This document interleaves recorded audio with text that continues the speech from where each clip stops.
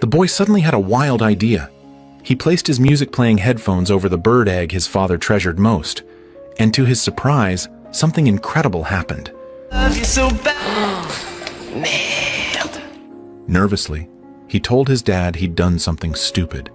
But when they saw the egg had already hatched, his father just smiled and said, "Get ready to be a parent." What Thomas didn't know was that this foolish little act would soon lead him to create one of the most romantic adventures of his life. Thomas lived in the city with his mom, Paula, after his parents got divorced.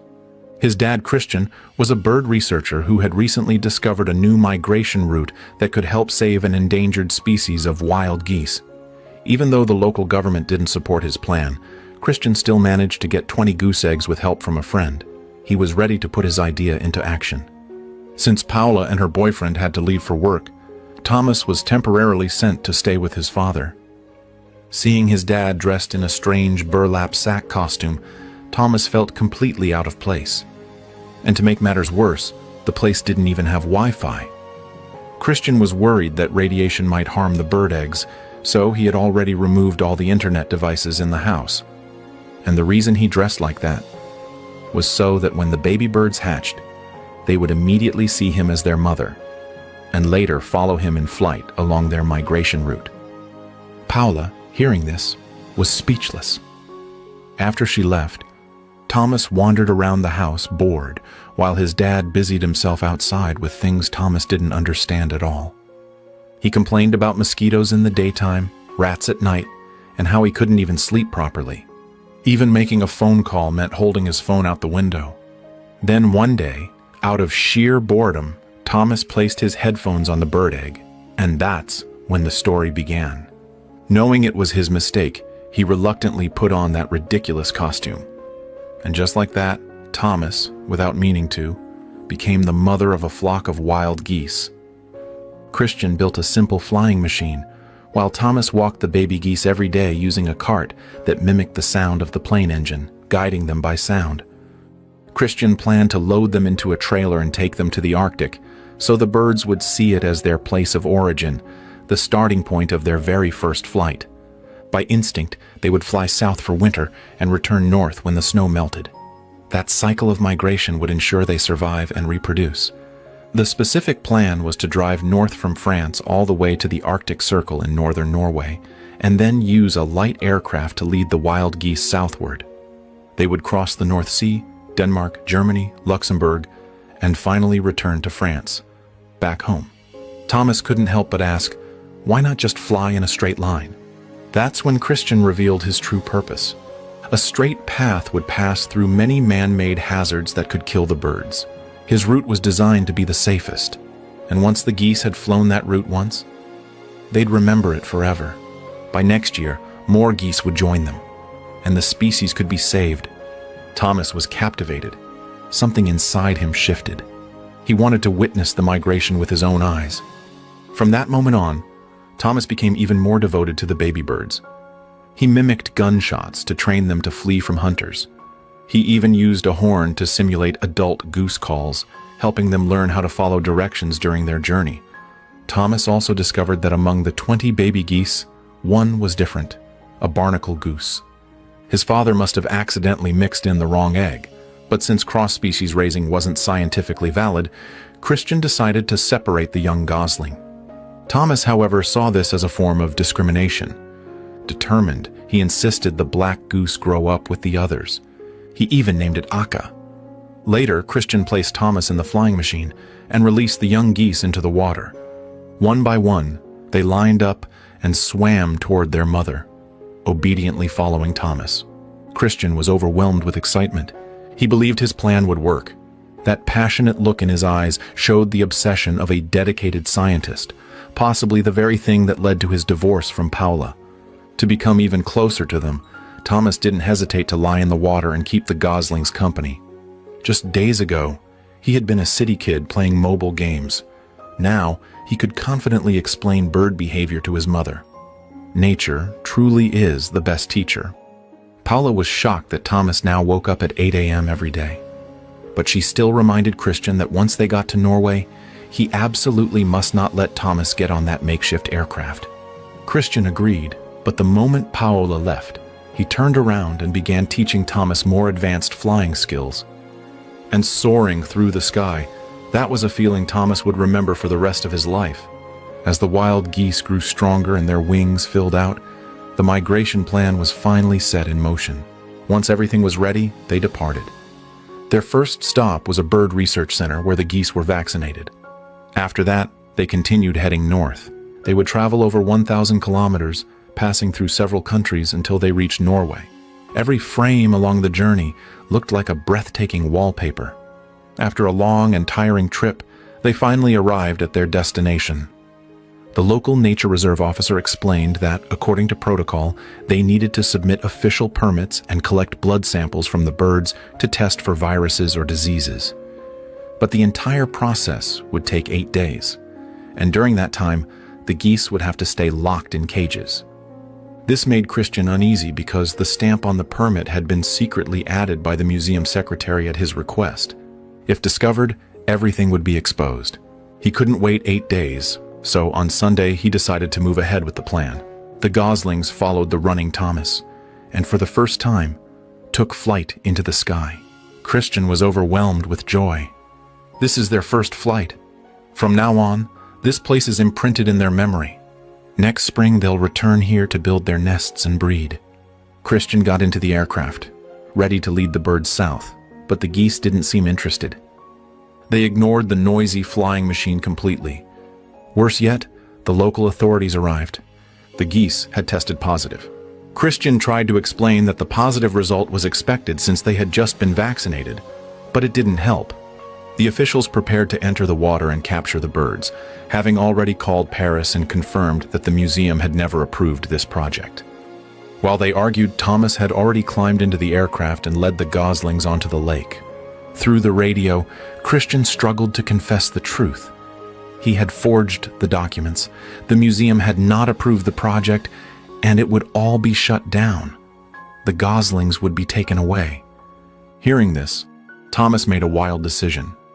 He started up the aircraft and took off with the wild geese before the local authorities could catch up. To everyone's surprise, the geese, who previously ignored the aircraft, now followed closely behind Thomas. It turned out they weren't following the plane, they were following Thomas. Christian shouted again and again for him to stop.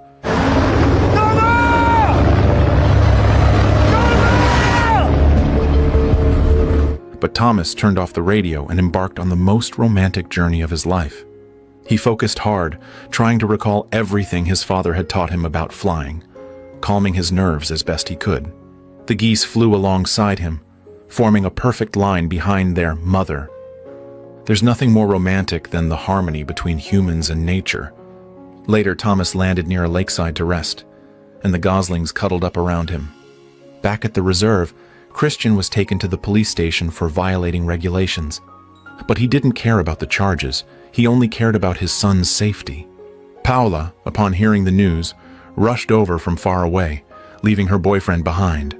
Faced with his ex-wife's accusations and questions, Christian could only stand there in silence, unable to say a word. At dawn, the geese suddenly stirred. Thomas got up and spotted a wild lynx eyeing them from nearby. He was terrified, but still stood his ground, shouting fiercely to scare the predator away. Clearly, it was no longer safe to stay there. The next day, they were back on the move. But the fuel tank was nearly empty. Thomas had to find a place to refuel. After flying past a stunning emerald lake, he chose a small town to land. A kind girl spotted him and helped refuel the aircraft. Thomas took off once more, with the girl waving goodbye and recording the moment on her phone. The video went viral online, drawing massive attention. A reporter from Paris called Christian, saying Thomas had become a trending topic.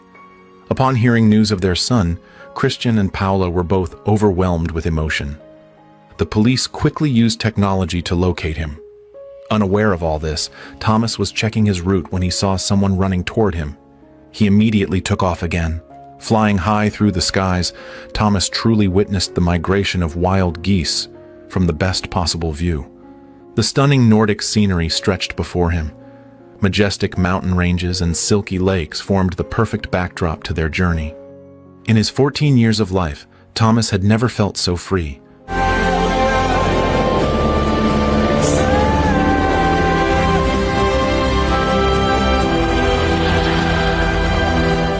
sent his father a message saying that he would fly all the way back to France.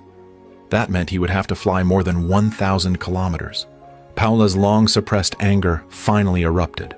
Christian stared at the map and quickly realized if Thomas flew in the wrong direction, he could end up over the ocean, and the consequences would be devastating. Il est fort, Thomas. Il va y arriver, il est fort.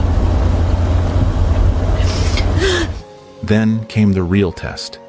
The sea that had just moments ago been stunningly beautiful was now suddenly shrouded in dark, ominous clouds. Lightning cracks, thunder shakes the air.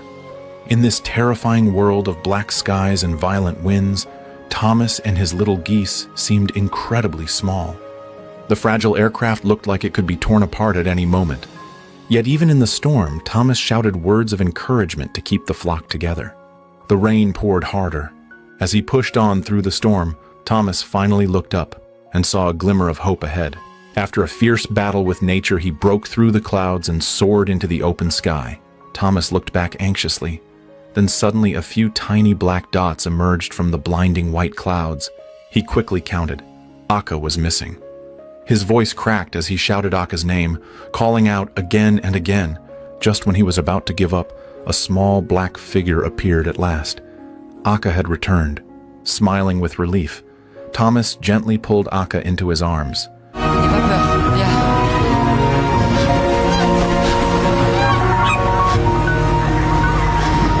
Why do humans always chase the skies and test their limits? Because the view from above is truly beyond imagination. With the hardest part behind them, Thomas led his flock southward. Below him, the landscape of Europe unfurled like a living painting.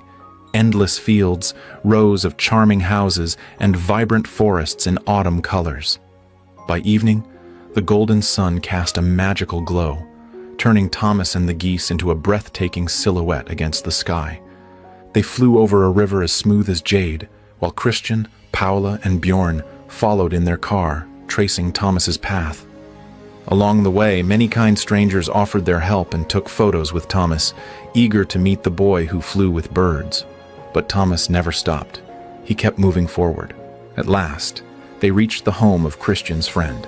But after the long journey, Thomas had become severely dehydrated and was taken to the hospital. When he woke up, the first thing he asked was, "Are the geese okay?" Christian reassured him. They were safe. But he also told Thomas that the journey had to end now. Since the project wasn't officially approved, the authorities would clip the geese's wings. It wouldn't hurt them, but they would spend the rest of their lives in captivity. Et c'est ça la solution que t'as trouvée? Tu vas tout arrêter comme ça? T'abandonnes? Après tout ce qu'on a fait? Je suis désolé. Christian was filled with guilt. He had nearly lost his son. He told Paula to take Thomas home. After all, he had already missed a lot of school. But the next morning, Thomas set off again with the geese. This time, it was his mother who supported him. Because she had witnessed her son's transformation, news outlets began covering Thomas's story. People everywhere praised the father and son for working together to return an endangered species to the wild. Wherever they flew, people waved in support. Some even wrote, "Thomas, you're amazing," in giant letters across their fields. He became a hero to children across the country. His mother was proud of him too. At dawn, the lake shimmered like an ink painting, birds flapping through the morning mist, waves gently rolling over the cold surface. In this final moment of the migration, Thomas turned off the engine. Letting the aircraft glide on natural lift, he surrendered himself to the sky, embracing the purest form of flight.